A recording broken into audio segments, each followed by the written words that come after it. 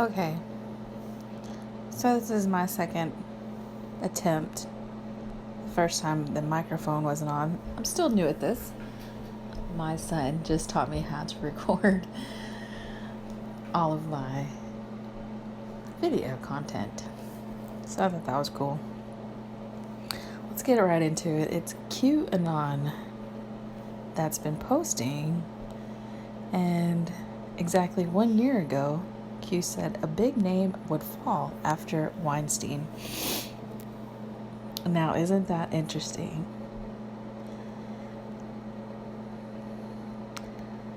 His tweets are so stupid, I don't even want to repeat them. You can go in and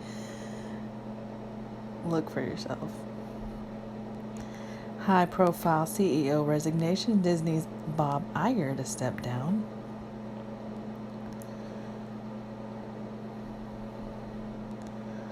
Bob Chapek will be the CEO of Disney immediately. Let's check that out.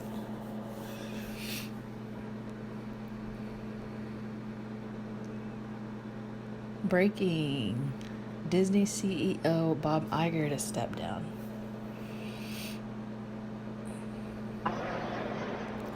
Big news for Disney, announcing a new CEO for the company. Bob Chapek will be the CEO of Disney effective immediately. He most recently served as chairman of the Parks, Experiences and Products Division. Now, Bob Iger, longtime CEO of Disney, will be assuming the role of executive chairman and will direct the company's creative endeavors while leading the board and providing benefit his experience to manage the transition through the end of his contract at the end of December in 2021. Now, Iger had extended his contract numerous times. It now does go through the end of 2021. But in a press release, the Iger saying that with the successful launch of Disney's direct-to-consumer businesses and the integration of 21st Century Fox, he believes this is the optimal time to transition to a new CEO. So Chapek will be taking the helm. All right. Time to transition. Many sources confirming now. The silent war continues. Was Obama leading an insurgency against the United States? Obama was doing a lot of things.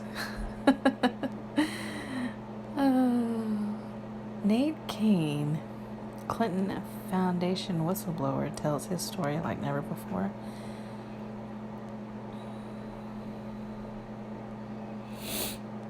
I have yet to listen to that interview, but I will.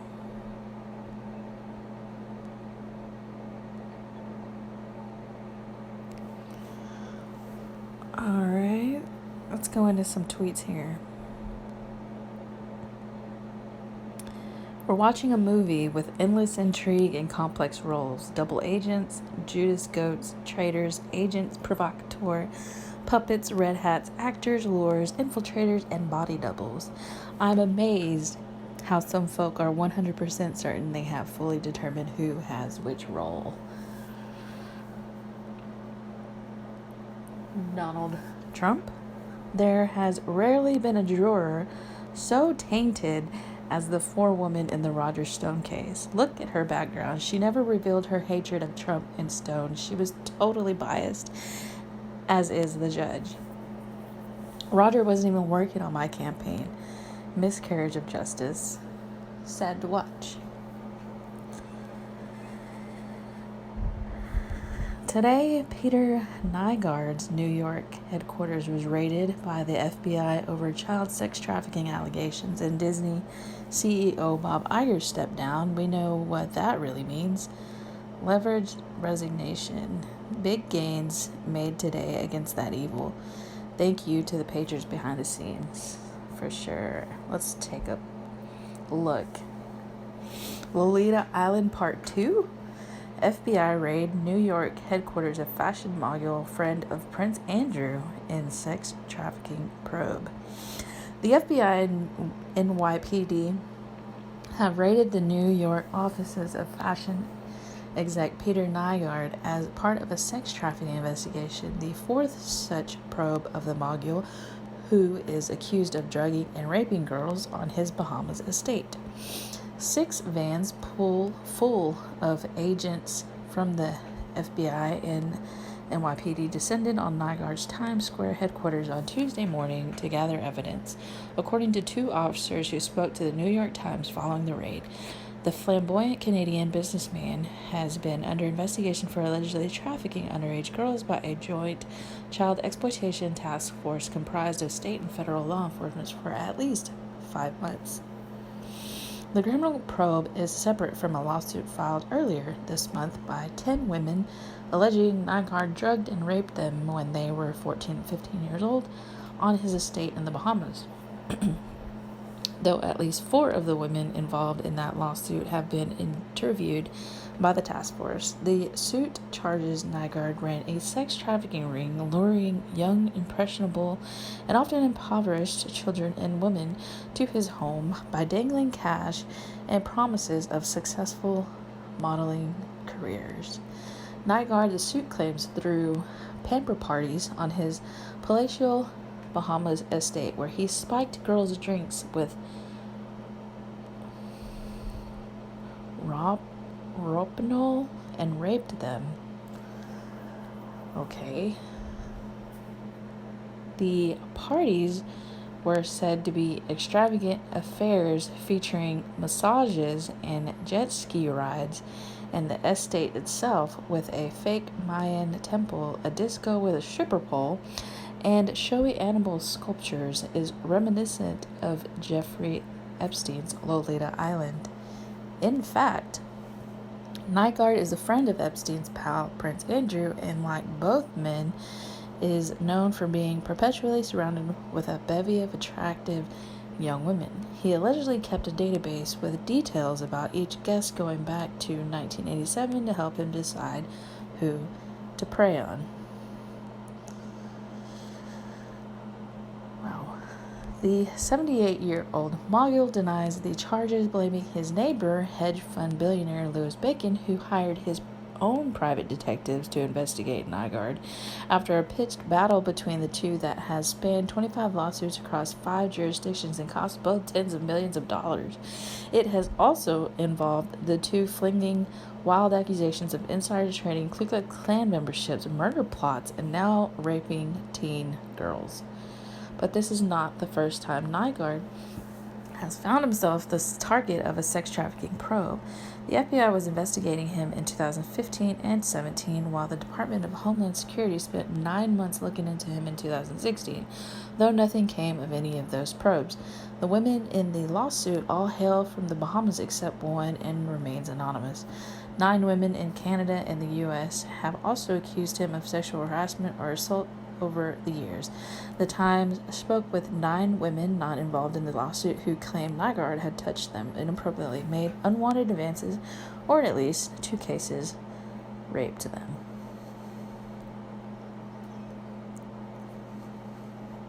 That is so sad.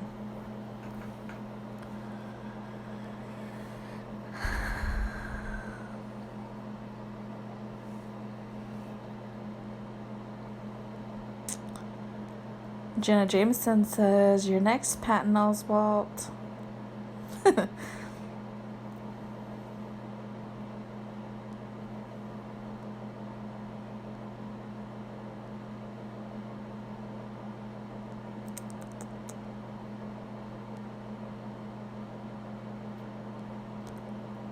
Forensic psychologist who testified for prosecution at Harvey Weinstein's trial was hit by a car. Imagine that.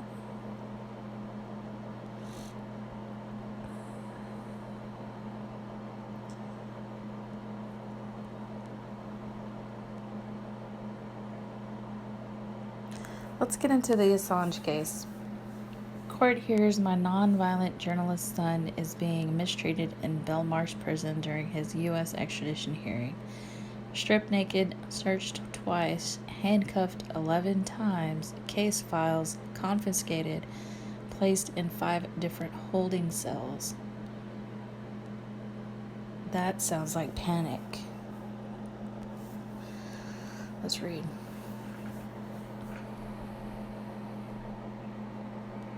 WikiLeaks took extreme measures to redact sensitive names before releasing thousands of secret U.S. military files on the wars in Afghanistan and Iraq. Julian Assange's extradition trial has heard. The U.S. wants to extradite Assange from the U.K. to face one charge of conspiring to commit computer intrusion and 17 of the Violating an Espionage Act, and argued he knowingly endangered the lives of informants. Lawyers for the U.S. government say that WikiLeaks founder knowingly put lives of informant at risk with his organization's releases, and that sources disappeared afterwards. But Assange's barrister, Mark Summers, said Assange's organization withheld the release of 20% of the Afghan war diary and fully redacted the Iraq war diary in 2010 to protect the names within. Der Spiegel investigative journalist John Goetz described WikiLeaks' redaction as extreme. At the time, Summers told the hearing at London's Woolwich Crown Court on Tuesday, "These were more extreme measures than I had ever previously observed as a journalist to secure the data and ensure they could not be accessed by anyone who was not a journalist," Summers said, reading a statement from the Goetz to the court. WikiLeaks' redaction also came after Assange had been told by his source, former U.S. Army intelligence Bradley Manning, that the material had been sanitized. The barrister said Manning believed the material was historical and non-sensitive as it contained no sensitive names of people. Summers also argued there had been an abuse of process because the U.S. extradition request failed to accurately state the correct offense and sentence faced by Assange in his alleged conduct. Earlier, Summers has told the hearing that thousands of classified U.S. diplomatic files obtained by WikiLeaks were only made public after the password to unlock the trove was published in a book. British journalists David Lee and Luke Harden published the password in their book, WikiLeaks Inside Julian Assange's War on Secrecy in 2011. Far from being a reckless, unredacted release, what actually occurred is that one of the media partners published a book in February 2011, the password of the unredacted materials in that book, which then allowed the world to publish those unredacted materials, Summers said in court. The gates got opened, not by Mr. Assange or WikiLeaks. Assange 48 is facing a hearing to decide whether he should be extradited to the U.S. to face 17 charges of violating the U.S. Espionage Act and one of conspiring to commit computer intrusion. The U.S. government says the release of the files was reckless and that Assange knowingly put the lives of sources at risk. But Summers said WikiLeaks had initially been very cautious about releasing the files and reached out to newspapers including The Guardian, Der Spiegel, Le Monde, El País, and The New York Times. He said they worked out a process of redaction together, and the media partners had even run the redactions by representatives of the U.S. government and the U.S. State Department. The State Department initially had an active participation in the redaction process, Summers said. German outlets Der Freitag announced they also had the password, while websites Crypton and Pirate Bay published it alongside the unredacted files. WikiLeaks repeatedly tried to warn the U.S. State Department and U.S. Embassy about a possibly impending leak. Summers said he said that Assange phoned the State Department and urged them to step up their warnings to informants named in the material. "I don't understand why you can't see this as an emergency unless we do something. People's lives will be at risk," Summers quoted Assange as saying in the call. "The notion that Mr. Assange knowingly put lives at risk by dumping unredacted cables is knowingly inaccurate," he said. Summers also explained that U.S. Army intelligence analysis Bradley Manning, who provided the documents to Assange, indicated the material was not captioned "no dis," meaning no dissolution. Manning indicated to Assange that the files were available to a wide number of individuals and there was no generally sensitive files in the releases to WikiLeaks. Summers said Assange has never solicited Manning for diplomatic cables as they were not on WikiLeaks' most wanted list. Earlier in proceedings, the court has heard Assange is having case files confiscated and being stripped naked by prison guards. Defense barrister Edward Fitzgerald told the Woolwich Crown Court on Tuesday that the WikiLeaks founder has been handcuffed 11 times, stripped naked twice, and put in 5 separate holding cells. Assange 48 is facing 17 charges of violating the U.S. Espionage Act and one of the conspiring to commit computer intrusion over leaking and publishing thousands of classified U.S. diplomatic and military files in 2010. Mr. Fitzgerald said the case files, which the Australian was busy reading in court on Monday, were confiscated by guards when he returned to prison later that night. He asked the judge to consider Assange's treatment as it was harming his right to a fair trial, so as not to impinge on the defendant's ability to participate on these proceedings. He told the court Judge Vanessa Barrister said that she did not have the legal power to comment or rule on Assange's condition, but encouraged the defense team to formally bring the matter up with the prison. However, she said she would expect Assange to be treated in a way that protected his rights to a fair trial. I think everyone in the court supports a fair hearing, she said. James Lewis, QC, said the prosecution said they didn't want Assange to be held in a condition or experience treatment that jeopardized his right to a fair hearing. Assange, dressed in a gray suit, gray sweater, and gray shirt, pursed his lips and squeezed his eyes shut. He once gestured that he could not hear the proceedings.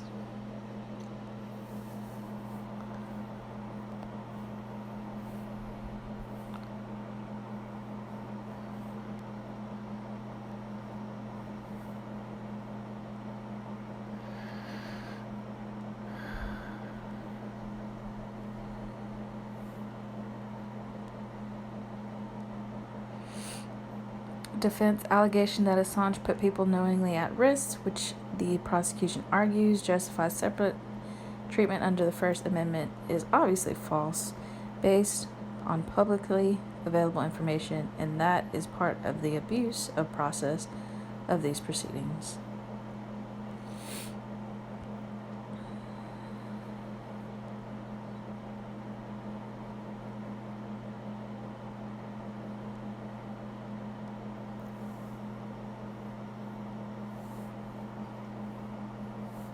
This is Today in court, we first heard Julian evidence Assange's of the lawyer. mistreatment that Julian has suffered while in prison. We heard that just yesterday, he was handcuffed 11 times, strip searched twice, held in 5 separate holding cells, and had his legal papers interfered with and taken away from him. As was raised in court today, and indeed supported by the prosecution, this raises serious concerns about his ability to properly participate in these proceedings and potentially raises his fair trial rights. Then we heard evidence from the defence, the submissions from the defence on our abuse arguments, that is that the United States has misrepresented the facts that form the basis of the extradition request to justify his extradition.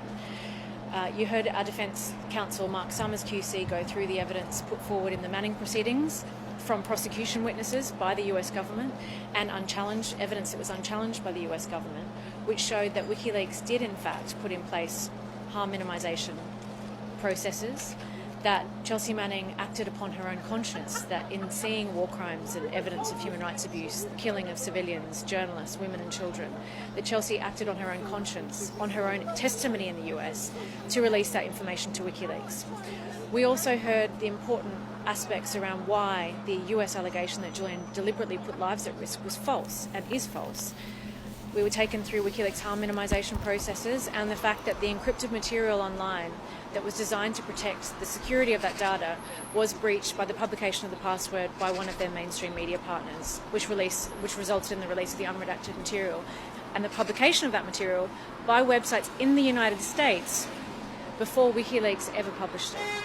So I think there's some really important factual clarifications today that show that the US indictment is not what it seems, and indeed that the UK government ought to be asking questions about whether the certification of this request in circumstances where there's so many misrepresentations of the facts is appropriate.